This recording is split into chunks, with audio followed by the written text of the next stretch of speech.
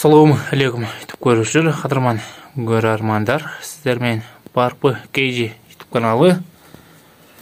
Достар, сіздерге айлық сөздің шаруашылығынан 3 баш қозы-қошқар бар екен. Шуларды бір қатар сіздерге көргізіп берсек.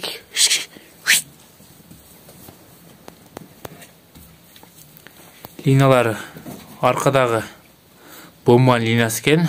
Арқы шекедегі Тілек деген досуыздың шаруашылығы екен. Барпыда бұл өзінің шаруашылығынан қозы-қошқар.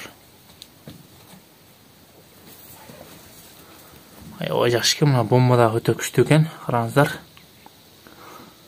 Достар, бұл қозы-қошқарлар ақшылары келісіп қалса сата береміз дейді.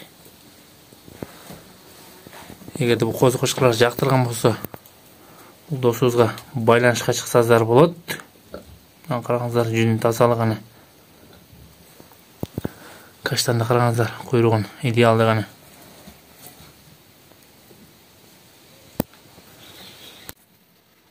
Ортада күрең өзім қойын болдары.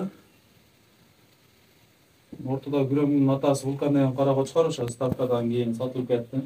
Атасын бұлай 1-2 шыққан. Ошо Тағаев Өсарачының линиясынан атасы. Енесі өзінің қойын болдары.